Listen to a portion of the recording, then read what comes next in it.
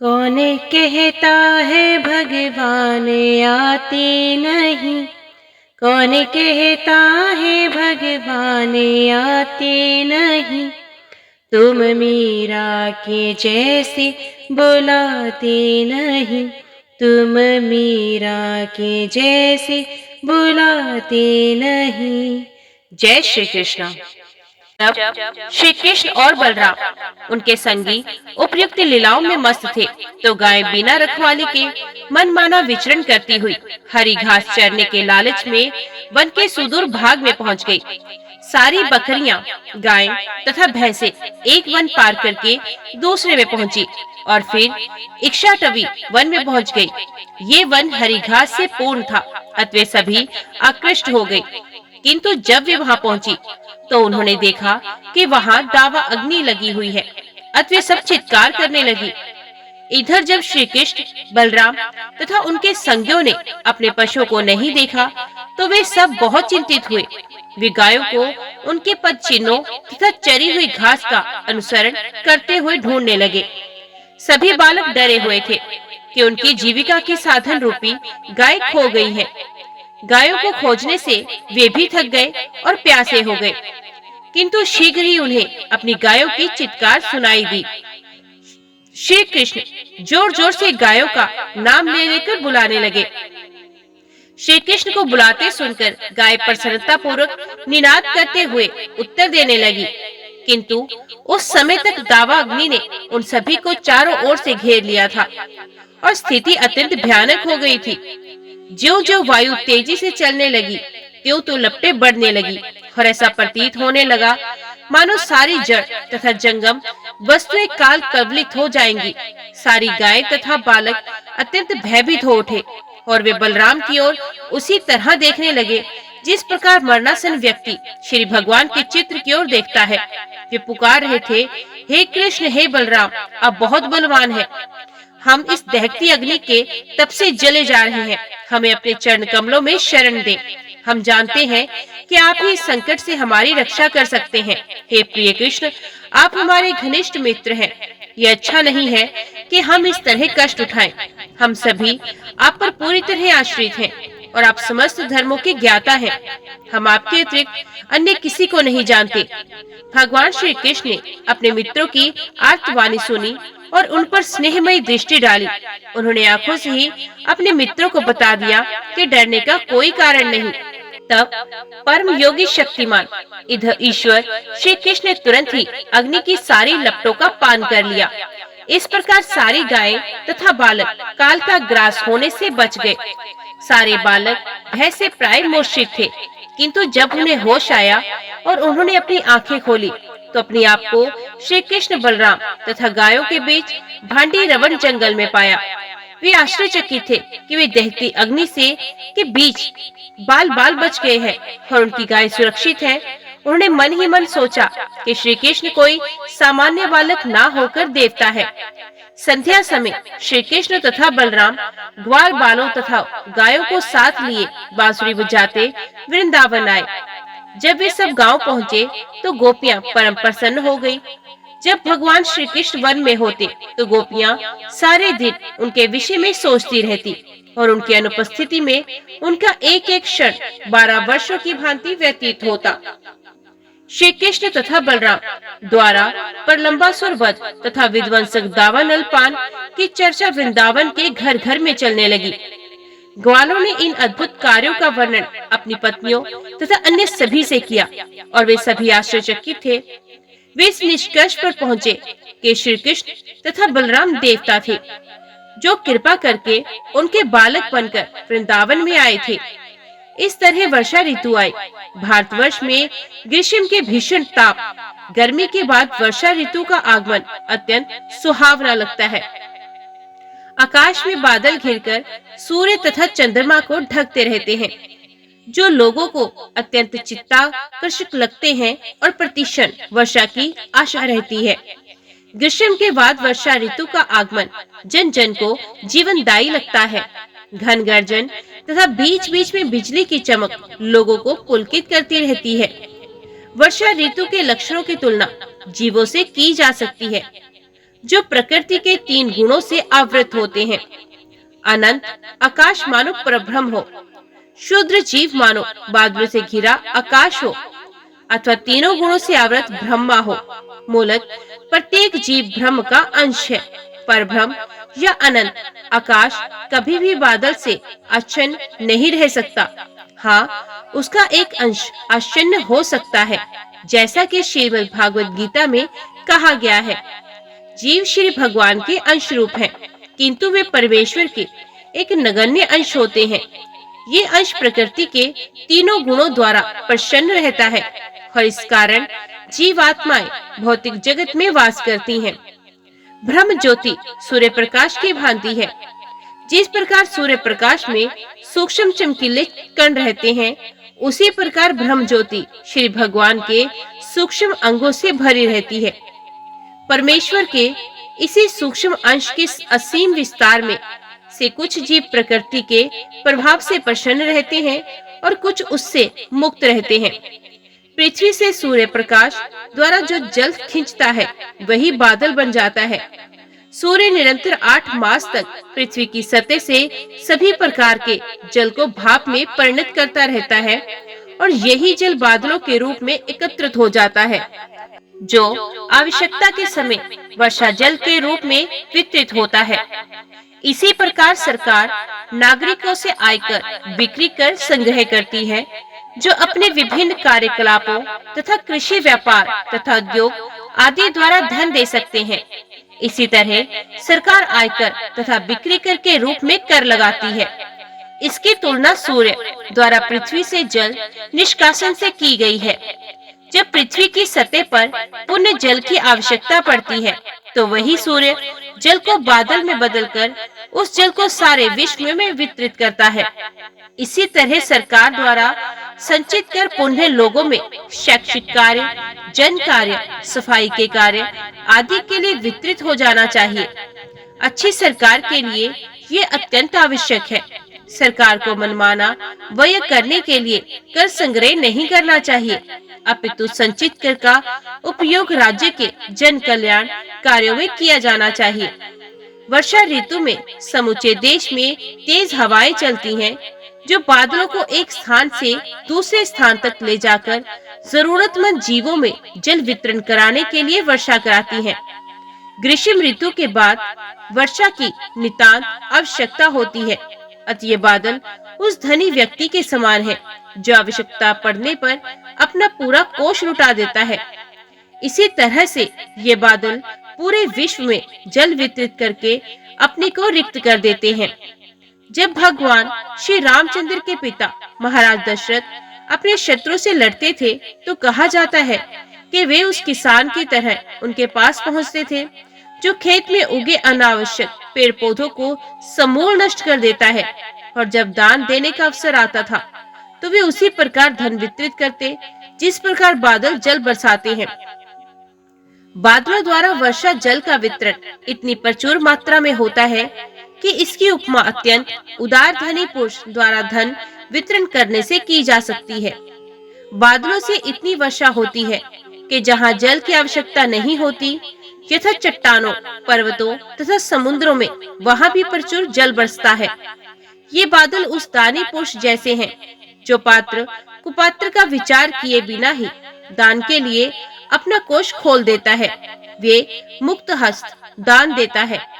वर्षा के पूर्व संपूर्ण धरातल विभिन्न प्रकार की शक्तियों से लगभग क्षीण हो जाता है और अत्यंत कृश प्रतीत होता है, किंतु वर्षा के बाद पूरा धरातल वनस्पति से हरा भरा होकर अत्यंत स्वस्थ तथा बलिष्ठ प्रतीत होने लगता है।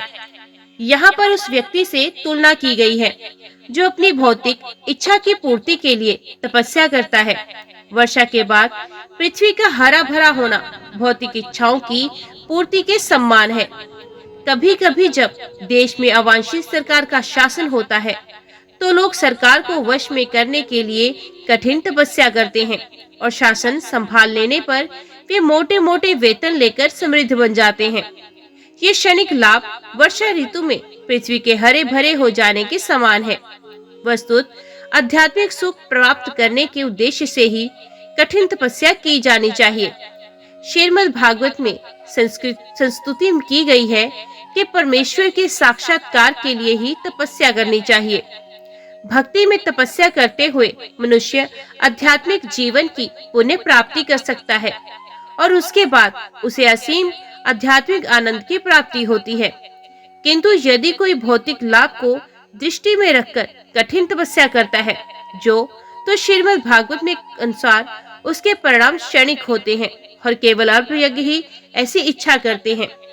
वर्षा ऋतु में संध्या समय वृक्षों की चोटी पर इधर उधर अनेक जुगनू दिखते हैं जो दीपों की भांति टिमटिमाते हैं, किंतु आकाश के प्रकाश पुंज यथा सूर्य तथा चंद्रमा नहीं दिखते।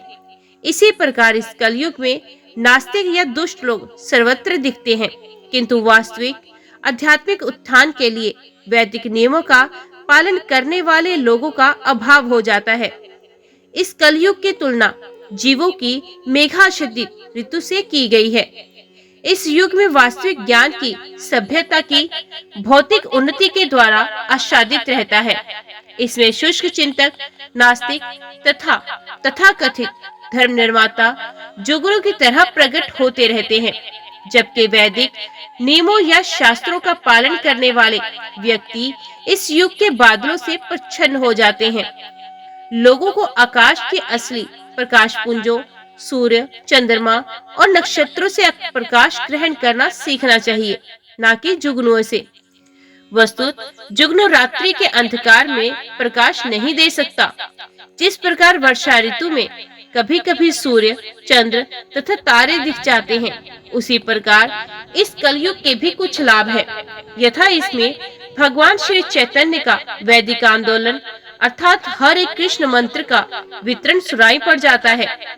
जो लोग वास्तविक प्रकाश की खोज में हैं, उन्हें शुष्क चिंतकों एवं नास्तिकों के प्रकाश की बाट न जोकर इस आंदोलन का लाभ उठाना चाहिए। पहली वर्षा के बाद जब बादलों की गर्जना सुनाई पड़ती है, तो कभी मेढक टर्टर करते हैं, मानो विद्यार्थी अपने अध्ययन के समय अचानक बोल बोलकर पढ़ने लग जाएं। विद्यार्थियों को सामान्य रूप से प्रातःकाल जल्दी उठना होता है।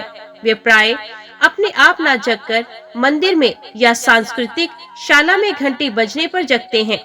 अपने गुरु की आज्ञा पाकर वे तुरंत उठते हैं और प्रातःकालीन कार्य समाप्त करके वे वेदों का अध्ययन या वैदिक मंत्रों का पाठ करने के लिए बैठ जाते हैं।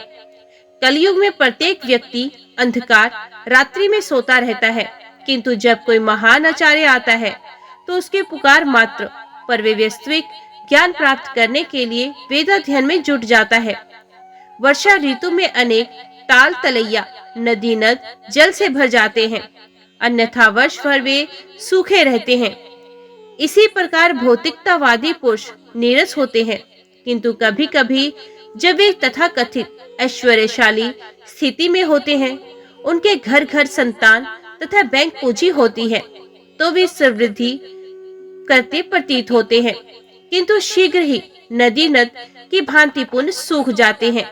महाकवि विद्यापति ने कहा है कि मित्र, परिवार, संतान, पत्नी आदि का समाज में निश्चय ही कुछ न कुछ आनंद है, किंतु ये मरुस्थल में जल की एक बूंद के समान है।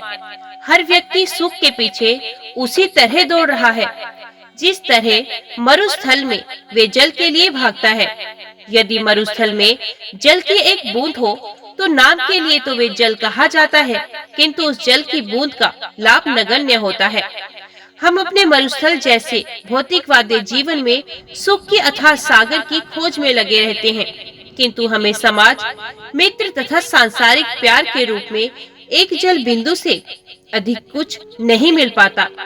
कभी भी हमारी तुष्टि नहीं हो पाती।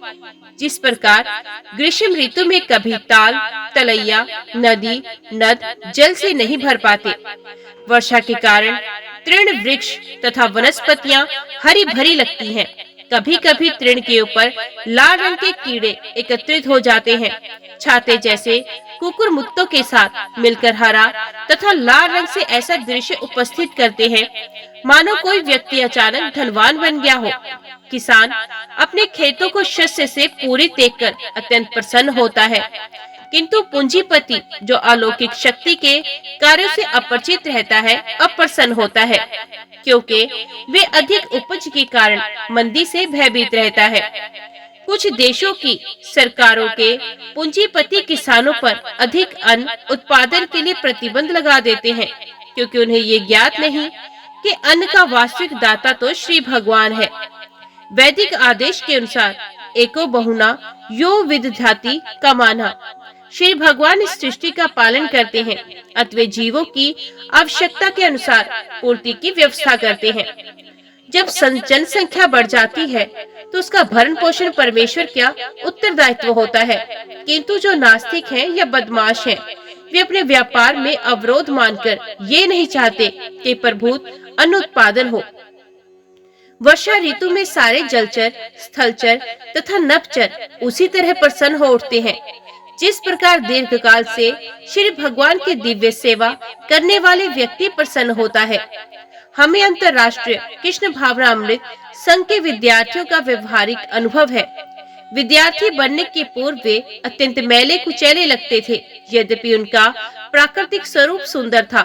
कृष्ण चेतना विषय ज्ञान न होने के कारण वे मलिन तथा दयनीय प्रतीत होते थे, किंतु जब से वे कृष्ण भावना भावित हुए हैं, उनका स्वास्थ्य सुधर गया है और विधि विधानों का पालन करने से उनकी शारीरिक कांति बढ़ गई है। जब वे केसरिया रंग का वस्त्र धारण करके मस्तक पर तिलक लगाकर अपने हाथों तथा गर्दन में मालाएं पहन लेते हैं, तो वे इस तरह लगते हैं मानो सीधे वैकुंठ लोक से आए हों। वर्षा ऋतु में नदियां उमड़कर सागर की ओर भागती हैं, तो ऐसा लगता है कि वे सागर को शुद्ध कर रही हैं। इसी प्रकार योगाभ्यास में प्रवृत्त व्यक्ति यदि आध्यात्मिक जीवन में अग्रसर नहीं होता, तो उसे काम वासना शुद्ध कर सकती है, किंतु उच्च पर्वतों पर चाहे मूसलाधार वर्षा क्यों ना हो, वे बदलते नहीं। उसी तरह कृष्ण भावना भावित व्यक्ति चाहे कितनी ही कठिनाई क्यों ना आ पड़े, ना कभी चिंतित होता है, क्योंकि जो व्यक्ति आध्यात्मिक रूप से अग्रसर होता है, वे जीवन की किसी भी विषम परिस्थिति में श्री भगवान की कृपा मानता है और इस तरह वे वैकुंठ लोक जाने का भागी बन जाता है। वर्षा ऋतु में जिन मार्गों पर यातायात ज्यादा नहीं होता, उनमें लंबी लंबी घासें उगाती हैं। वे वैसा ही है जिस प्रकार के वेदों के अध्ययन और तथा संस्कारों से अनभ्यस्त कोई ब्राह्मण माया रूपी घास से आवृत हो जाए। ऐसी दशा में वे अपनी स्वाभाविक स्थिति भूल जाने से श्री भगवान के प्रति अपने नित्य सेवक भाव को भी भूल जाता है। सभी तरह माया द्वारा उत्पन्न इस लंबी लंबी घास से विपत होकर मनुष्य अपने को माया रूप मानकर अपने आध्यात्मिक जीवन को भूल जाता है और मोह में पड़ जाता है। वर्षा ऋतु में बिजली कभी इस बादल समूह में दिखती है, तो दूसरे ही क्षण दूसरे बादलों में। ये दशा उस विषय स्त्री जैसी है जो अपने मन को किसी एक व्यक्ति पर स्थिर नहीं रख पाती। मेघों की तुलना योग्य व्यक्ति से की गई है, क्योंकि वे पानी बरसाकर अनेक लोगों को जीवन दान देता है। इसी प्रकार योग्य व्यक्ति अपने परिवार वालों को तथा व्यापार में लगे अन्य अनेक लोगों को सहारा देता है। दुर्भाग्यवश यदि उसकी पत्नी उसका परित्याग कर दे, तो उसका सारा जीवन अस्त व्यस्त हो सकता है, और जब पति विक्षिप्त हो जाता है तो सारा परिवार नष्ट हो जाता है, बच्चे तितर बितर हो जाते हैं, यह सारा व्यापार ठप हो जाता है और प्रत्येक काम पर असर पड़ता है। अतः ये संस्तुति की जाती है कि जो स्त्री कृष्ण भावना अमृत में आगे बढ़ना चाहती हो, तो वे अपने पति के साथ शांति पूर्वक रहे और उनकी जोड़ी किसी भी परिस्थिति में विलग्न न हो। पति पत्नी को आत्म संयम रखते हुए कृष्ण भक्ति में मन केंद्रित करना चाहिए, जिससे जीवन सार्थक हो। आखिर इस संसार में पुरुष को स्त्री की आवश्यकता होती है और स्त्री को पुरुष की चाह होती है। साथ साथ होने पर वे शांति पूर्वक कृष्ण भावनामृत में लग सकते हैं। उन्हें बिजली की भांति चंचल नहीं होना चाहिए और एक बादल से दूसरे बादल में नहीं चमकना रहना चाहिए। कभी कभी घन गर्जन के अतिरिक्त इंद्रधनुष भी दिखाई पड़ता है, जो बिना डोरी वाले धनुष की तरह होता है। वास्तव में जब धनुष के दोनों सिरों को डोरी से बांध दिया जाता है तो वे झुक जाता है, किंतु इस इंद्रधनुष में कोई डोरी नहीं रहती, फिर भी ये आकाश में इतने सुंदर ढंग से टिका रहता है। इसी प्रकार जब श्री भगवान इस भौतिक जगत में अवतरित होते हैं तो वे सामान्य व्यक्ति की भांति प्रतीत होते हैं, किंतु वे किसी भौतिक आधार पर टिके नहीं होते। श्रीमद् भागवत में श्री भगवान ने कहा है कि मैं अपनी ही अंतरंगी शक्ति से प्रकट होता हूँ, जो बहिरंगी शक्ति के बंधन से सर्वथा स्वतंत्र रहती है। सामान्य व्यक्ति के लिए जो बंधन तुल्य है, वही श्री भगवान के लिए स्वतंत्रता है। वर्षा ऋतु में बादलों के कारण चांदनी ढकी रहती है, किंतु बीच बीच में दृष्टि गोचर भी होती है। कभी कभी चंद्रमा बादलों के साथ चलता प्रतीत होता है, किंतु वे स्थिर होता है। बादलों के कारण वे चलायमान लगता है। इसी प्रकार जो व्यक्ति इस चलायमान भौतिक जगत के साथ अपनी पहचान करता है, उसकी वास्तविक आध्यात्मिक कांति मोह से ढक जाती है और भौतिक कार्य की गति के साथ वे अपने को जीवन के विविध क्षेत्रों में गतिशील मानता है। यही अहंकार के कारण है, जो आध्यात्मिक तथा भौतिक सत्ता के बीच उसी प्रकार एक विभाजक रेखा है, जिस प्रकार चलता हुआ बादल चांदनी तथा अंधकार के बीच की विभाजक रेखा होता है। वर्षा ऋतु में जब बादल पहली बार दिखते हैं तो मोर उन्हें देखकर आनंदित होकर नाचते हैं। मोरों की तुलना उन व्यक्तियों से की जा सकती है जो भौतिक जीवन में त्रस्त हैं, और यदि उन्हें किसी भगवत भक्त का सानिध्य प्राप्त हो जाता है तो उनमें प्रकाश जाग उठता है और उनका मन मयूर नाच उठता है। हमें इसका व्यवहारिक अनुभव है। हमारे बहुत से विद्यार्थी कृष्ण भावना अमृत आंदोलन में आने के पूर्व अत्यंत शुष्क तथा खिन्न थे, किंतु भक्तों के संसर्ग में आने पर वे मयूरों के भांति थिरकते दिख रहे हैं। पौधे तथा लताएं पृथ्वी से जल लेकर बढ़ते हैं। इसी तरह तपस्यारत व्यक्ति शुष्क दिखते रखते हैं, किंतु तपस्या पूरी होने पर और उसका फल प्राप्त कर लेने के बाद वे अपने परिवार, समाज, प्रेम, घर तथा अन्य साथ समान के साथ जीवन का आनंद भोगने लगते हैं। वे नए उगे पौधे तथा घास की भांति पर संचित हो जाते हैं। कभी कभी सारस तथा बत्तख सरोवरों तथा नदियों के किनारों पर निरंतर घूमते देखे जाते हैं, भले ही ये किनारे कीचड़ तथा कंटीली लताओं से युक्त क्यों न हो। इसी तरह कृष्ण भावनामृत से रहते गृहस्थ जन अनेक भौतिक असुविधाओं के रहते हुए भी भौतिक जीवन में निरंतर बने रहते हैं, चाहे वे पारिवारिक जीवन हो या अन्य किसी प्रकार का जीवन। कृष्ण भावना भावित हुए बिना भी पूर्ण सुख नहीं मिल सकता। नरोत्तम दास ठाकुर प्रार्थना करते हैं कि उन्हें किसी न किसी व्यक्ति की संगति चाहिए, चाहे वे गृहस्थ हो या सन्यासी, जो सदा श्री भगवान की प्रेम भक्ति में लगा रहता है और भगवान श्री चैतन्य का पवित्र नाम लेता है। भौतिकतावादी व्यक्ति के लिए सांसारिक कृत्य दुखदायी बन जाते हैं, किंतु कृष्ण भावना भावित व्यक्ति के लिए प्रत्येक वस्तु प्रसन्नता पूर्वक स्थित प्रतीत होती है। कभी कभी अतिवृष्टि के कारण खेतों की मेड़ें टूट जाती हैं। इसी तरह कलयुग में अवैध नास्तिक प्रचार के कारण वैदिक आदेशों की सीमाएं भंग होती रहती हैं।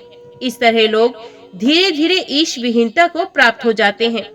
वर्षा ऋतु में वायु द्वारा इधर उधर ले जाए गए बादल अमृत तुल्य वृष्टि करते हैं। जब वेदों के अनुयायी ब्राह्मण जन राजाओं तथा वैश्यों को महान यज्ञ संपन्न हो जाने पर दान के लिए प्रेरित करते हैं, तो ऐसा धन वितरण भी अमृत तुल्य होता है। ब्राह्मण, क्षत्रिय, वैश्य तथा शूद्र ये चारों वर्ण शांति पूर्वक सहयोग से जीवन बिताने के लिए हैं। ये तभी संभव होता है जब पटु वैदिक ब्राह्मण यज्ञ संपन्न करके तथा धन का समान वितरण करके उनका मार्गदर्शन करते हैं। वर्षा से वृंदावन की शोभा बढ़ गई और वे पके खजूर, आम, जामुन तथा अन्य फलों से भर उठा। भगवान श्री कृष्ण तथा उनके संगी एवं बलराम ने नई वर्षा ऋतु का आनंद लूटने के उद्देश्य से वन में प्रवेश किया। गाय हरी घास चरकर अत्यंत हृष्ट पुष्ट हो गई और उनके थन दूध से भर गए।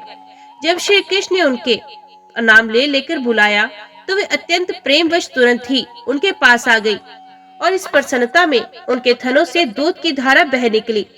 जब श्री कृष्ण गोवर्धन पर्वत के पास ही स्थित वृंदावन विपिन से होकर जा रहे थे तो वे अत्यंत प्रसन्न थे उन्होंने यमुना तट पर वृक्षों को मधुमक्खी के छत्तों से सुशोभित देखा जो मधु टपका रहे थे। गोवर्धन पर्वत पर अनेक झरने थे जिनके बहने से मधुर ध्वनि हो रही थी। जब श्री कृष्ण ने पर्वत गुफाओं में झांका तो उन्हें ये ध्वनि सुनाई पड़ी। अभी वर्षा ऋतु समाप्त नहीं हुई थी, किंतु धीरे धीरे शरद ऋतु आ रही थी। अतः कभी कभी जब वन में वृष्टि होती रहती है तो श्री कृष्ण तथा उनके साथी किसी वृक्ष के नीचे या गोवर्धन पर्वत की कंदराओं में बैठ जाते और पके फलों का स्वाद लेते तथा आनंद पूर्वक परस्पर बातें करते रहते। जब श्री कृष्ण तथा बलराम दिन भर वन में रहते तो माता यशोदा उनके भोजन के लिए चावल तथा दही, फल एवं मिठाइयाँ भेजा करती। श्री कृष्ण उन्हें लेकर यमुना तट पर एक शिला पर बैठ जाते और अपने सखाओं को साथ देने के लिए बुला लेते। भोजन करते करते श्री कृष्ण उनके साथी तथा बलराम गायों, बछड़ों तथा बैलों की रखवाली करते रहते। गायें अपने दुग्ध पूरित भारी थनों के कारण खड़ी खड़ी थकी हुई लगती, तब वे बैठकर जुगाली करने लगती और प्रसन्न हो जाती। श्री कृष्ण उन्हें देखकर प्रमुदित होते। वे वर्षा ऋतु के कारण वन की शोभा देखकर अत्यंत हर्षित थे। यह उन्हीं की शक्ति माया का प्रदर्शन था। ऐसे अवसरों पर श्री कृष्ण वर्षाकालीन प्रकृति के विशिष्ट कार्यकलापों की प्रशंसा करते थे। श्रीमद् भागवत गीता में कहा गया है कि भौतिक शक्ति ये प्रकृति अपने कार्यों के लिए स्वतंत्र नहीं है, वे श्री कृष्ण के अधीन कार्य करती है। ब्रह्म संहिता में इसकी भी पुष्टि की गई है, जो ये कहानी है जो ये कहती है कि दुर्गा नाम से विख्यात भौतिक प्रकृति श्री कृष्ण की छाया रूप में कार्य करती है। श्री कृष्ण जो भी आदेश देते हैं प्रकृति उसका पालन करती है। अतः ये प्रकृति सौंदर्य श्री कृष्ण के संकेतों पर ही वर्षा ऋतु द्वारा उत्पन्न किया गया था, जो भौतिक प्रकृति के मोहक कार्यकलाप देखकर गर्वित अनुभव करने लगे। जब श्री कृष्ण तथा बलराम वर्षा ऋतु के उपहारों का इस प्रकार आनंद ले रहे थे, शीत ऋतु आ गई और शीघ्र ही सारे जलाशय स्वच्छ तथा सुहावने दिखने लगे और शरद के आगमन से सर्वत्र मन को प्रसन्न करने वाली वायु बहने लगी। आकाश के सारे बादल साफ हो गए और आकाश अपने स्वाभाविक नीले रंग का हो गया। वन में स्वच्छ जल में खिले कमल के फूल उस योग भ्रष्ट व्यक्ति की तरह प्रतीत हो रहे थे जो योग अभ्यास के पतित हो गया हो, किंतु आध्यात्मिक जीवन प्राप्त हो जाने पर फिर से सुंदर बन गया हो। शरद ऋतु का आगमन होते ही सारी वस्तुएं स्वाभाविक रूप से सुंदर लगने लगती हैं। इसी तरह जब कोई भौतिकतावादी व्यक्ति कृष्ण भावना अमृत अंगीकार करता है तो वे भी शरदकालीन आकाश तथा जल की भांति निर्मल हो जाता है। शरद ऋतु में शाम मेघों का उमड़ना रुक जाता है और जल दूषित नहीं रहता, स्थल का गंदा वातावरण समाप्त हो जाता है। इसी तरह जो व्यक्ति कृष्ण भावना अमृत स्वीकार करता है उसका सारा अंत तथा मल दूर हो जाता है और श्री कृष्ण हरि कहलाते हैं। हरि का अर्थ है हरण करने वाला। जो भी कृष्ण भावना अमृत अपनाता है श्री कृष्ण उसकी सारी गंदी आदतें हर लेते हैं। शरदकालीन बादल श्वेत होते हैं क्योंकि उनमें पानी नहीं रहता। इसी प्रकार अवकाश प्राप्त व्यक्ति वानप्रस्थ अपने पारिवारिक कार्यों के उत्तरदायित्व से मुक्त होकर पूर्णत कृष्ण भावना अमृत अपनाने पर समस्त चिंताओं से मुक्त हो जाता है और शारदीय बादल की भांति निर्मल दिखता है। शरद ऋतु में कभी कभी झरने पर्वत की चोटी से नीचे आकर स्वच्छ जल प्रदान करते हैं तो कभी वे अवरुद्ध हो जाते हैं। इसी प्रकार कभी कभी साधु पुरुष विमल ज्ञान का वितरण करते हैं तो कभी वे मौन हो जाते हैं। छोटे छोटे पोखर जो वर्षा ऋतु के कारण जल से भर गए थे धीरे धीरे शरद ऋतु में सूखने लगते हैं। इन जलाशयों में रहने वाले छोटे छोटे जलचर प्राणी ये नहीं जान पाते कि दिन अनुदिन इन जलाशयों की संख्या घटती जा रही है। जिस प्रकार की भौतिकता में निमग्न व्यक्ति ये नहीं समझ पाते कि उनकी आयु दिन प्रतिदिन क्षीण होती जा रही है, ऐसे लोग गाय, धन, संतान, स्त्री समाज तथा मित्रता बनाए रखने में लगे रहते हैं। शरद ऋतु में जल घटने तथा प्रखर आताप से इन जलाशयों में रहने वाले छोटे छोटे प्राणी अत्यधिक विचलित हो उठते हैं। ये उन विवश व्यक्तियों के तुल्य हैं जो ना तो जीवन का आनंद भोग पाने अथवा ना ही पारिवारिक सदस्यों का भरण कर पाने के कारण सदा दुखी रहते हैं। धीरे धीरे पंकिल धरती सूख जाती है और नवाकुरिन वनस्पतियां मुरझाने लगती हैं। इसी प्रकार जो व्यक्ति कृष्ण भावना अमृत स्वीकार करता है, उसके पारिवारिक सुख भोग की लालसा धीरे धीरे समाप्त होती जाती है। शरद काल के प्रकट होते ही सागर का जल उसी तरह शांत और गंभीर हो जाता है, जिस प्रकार आत्म साक्षात्कार हो जाने पर मनुष्य को प्रकृति के तीनों गुण नहीं सता पाते। शरद ऋतु में किसान अपने खेतों के चारों ओर मेड़े बांध देते हैं, जिससे उनके खेत का पानी बहकर बाहर न निकल पाए। चूंकि अब आगे वर्षा की कोई आशा नहीं रह जाती, इसलिए खेत में जितना पानी रहता है उसको वे सुरक्षित रखना चाहते हैं। इसी प्रकार स्वरूप सिद्ध व्यक्ति अपनी शक्ति की रक्षा इंद्रियों के संयम द्वारा करता है। ये सलाह दी जाती है कि मनुष्य 50 वर्ष की आयु के बाद गृहस्थ जीवन से विरक्त होकर अपनी शक्ति का संचय कृष्ण भावना अमृत को अग्रसर करने के लिए करे। जब तक मनुष्य अपनी इंद्रियों को वश में करके उन्हें मुकुंद की दिव्य प्रेमा भक्ति में नहीं लगाता, तब तक मुक्ति की कोई संभावना नहीं है। शरद में दिन के समय कड़ी धूप होती है, किंतु रात्रि में स्वच्छ चांदनी से लोगों को दिन की थकान से छुटकारा मिलता है। इसी प्रकार यदि मनुष्य मुकुंद या श्री कृष्ण की शरण ग्रहण करता है, तो वे अपने आप को शरीर समझने की भ्रांति से मुक्त हो सकता है। मुकुंद या श्री कृष्ण वृंदावन की गोपियों के लिए भी सांत्वना प्रदान करने वाले हैं। ब्रजभूमि की गोपियां श्री कृष्ण की विरह के कारण सदैव दुखी रहती हैं, किंतु जब वे शरदकालीन चांदनी रात में श्री कृष्ण से मिलती हैं, तो उनकी वियोग जनित कलांचन मिट जाती है। जिस तरह बादलों से रहित आकाश में रात्रि के समय तारे अत्यंत सुंदरता से चमकते हैं, उसी तरह कृष्ण भावना भावित व्यक्ति समस्त कल्मश से रहित होकर शरदकालीन आकाश में तारों की भांति सुंदर लगने लगते हैं। यद्यपि वेदों में योगाभ्यास के लिए ज्ञान अर्जित करने हेतु और यज्ञ द्वारा कर्म करने हेतु आदेश दिए हुए हैं, किंतु उनका चरम प्रयोजन श्रीमद् भागवत गीता में वर्णित है। मनुष्य को चाहिए कि वेदों के प्रयोजन को ठीक से समझकर कृष्ण भावना अमृत स्वीकार करे। अतः श्री कृष्ण भावना अमृत में लीन भक्त के विमल हृदय की तुलना शरदकालीन शुभ्र आकाश से की जा सकती है। शरद ऋतु में निर्मल आकाश में तारों समेत चंद्रमा अत्यंत चमकीला लगता है। भगवान श्री कृष्ण स्वयं यदुवंश के आकाश में प्रकट हुए। वे यदुवंशियों से घिरकर तारों से घिरे चंद्रमा के समान प्रतीत हो रहे थे। जब उद्यान में अनेक फूल खिले रहते हैं, तो ग्रीष्म तथा वर्षा ऋतु में त्रस्त वृक्ष को ताजे सुगंधित वायु अत्यंत सुखद लगती है। दुर्भाग्यवश गोपियों के ऐसी वायु से कोई लाभ नहीं मिल सका, क्योंकि वे अपना हृदय श्री कृष्ण को अर्पित कर चुकी थी। सामान्य लोगों को शरदकालीन उत्तम मन समीर भले ही आनंद प्रद लगा हो, किंतु गोपियां श्री कृष्ण के आलिंगन बिना प्रसन्न नहीं थी। शरद ऋतु आने पर सारी गायें, हिरण, पक्षी तथा अन्य मादाएं गर्भ धारण करती हैं, क्योंकि इस ऋतु में सारे नरपति कामाभिभूत हो उठते हैं। ऐसी गर्भवती मादाएं ठीक उन अध्यात्मवादियों की भांति हैं, जिनको श्री भगवान की कृपा से जीवन लक्ष्य प्राप्त होने का वरदान मिल गया हो। शील रूप गोस्वामी ने अपने उपदेशामृत में उपदेश दिया कि मनुष्य को चाहिए कि अत्यंत उत्साह, धैर्य तथा संकल्प के साथ भक्ति का पालन करे, विधि विधानों को माने, भौतिक कलमश से अपने को दूर रखे और भक्तों के सानिध्य में रहे। जो इन 6 सिद्धांतों का पालन करता है, उसे भक्ति का वांछित फल अवश्य मिलता है। जो मनुष्य धैर्य पूर्वक भक्ति के अनुष्ठानों को पालता है, उसे समय आने पर उसी प्रकार फल प्राप्त होगा, जिस प्रकार पत्नियों को गर्भाधारण करने पर संतान सुख मिलता है। शरद ऋतु में सरोवरों में असंख्य कमल के फूल खिलते हैं, क्योंकि कुमुदनियां नहीं रहती।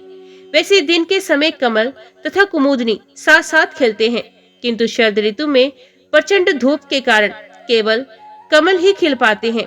ये दृष्टांत उस देश की तरह है जहाँ का राजा या शासन प्रबल होता है। उसमें चोर तथा डाकू जैसे अवांछित तत्व नहीं पनप पाते। जब नागरिकों को विश्वास हो जाता है कि उन पर डाकुओं का आक्रमण नहीं होगा, तो वे संतोषजनक विकास करते हैं। प्रबल शासन की तुलना शरदकालीन प्रचंड धूप से की गई है।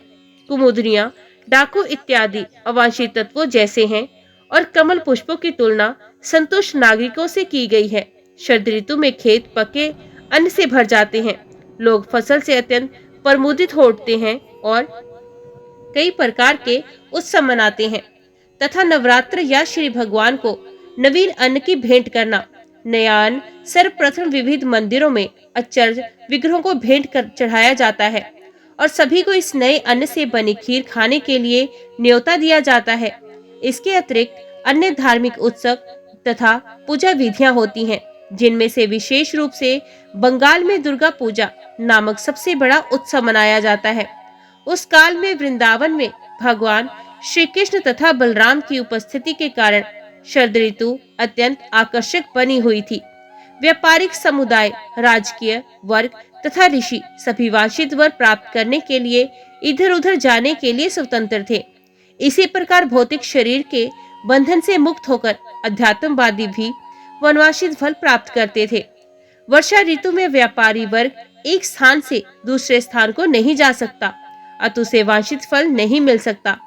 इसी प्रकार राजकीय वर्ग लोगों से कर संग्रह करने के उद्देश्य से इधर उधर नहीं जा सकता। यहाँ तक के साधु पुरुष भी, जिन्हें दिव्य ज्ञान का उपदेश करने के लिए विचरण करना पड़ता है, वर्षा ऋतु में वैसा नहीं कर पाते। किंतु शरद ऋतु में सभी लोग अपना अपना बसेरा छोड़ने लगते हैं। एक अध्यात्मवादी, चाहे वे ज्ञानी हो या योगी या भक्त, शरीर होने से आध्यात्मिक उपलब्धि का भोग नहीं कर सकता, किंतु शरीर त्याग करते ही या मृत्यु के पश्चात ज्ञानी परमेश्वर के तेज में लीन हो जाता है। योगी उच्च लोकों को चला जाता है और भक्त श्री भगवान के लोक, गोलोक, वृंदावन या वैकुंठ लोक को जाता है, जहाँ वे शाश्वत आध्यात्मिक जीवन भोगता है। जय श्री कृष्णा। आज की वीडियो में इतना ही। उम्मीद करती हूँ वीडियो आपको पसंद आई होगी। वीडियो पसंद आई हो तो वीडियो को लाइक और चैनल को सब्सक्राइब जरूर कीजिएगा। जय श्री कृष्णा लिखकर कमेंट बॉक्स में अपनी हाजिरी और अपने सुझाव देना ना भूलिएगा। तो मिलते हैं अगली कथा, अगले अध्याय के साथ। तब तक के लिए देखते व सुनते रहिए। जय मां कंजक, जय माता दी।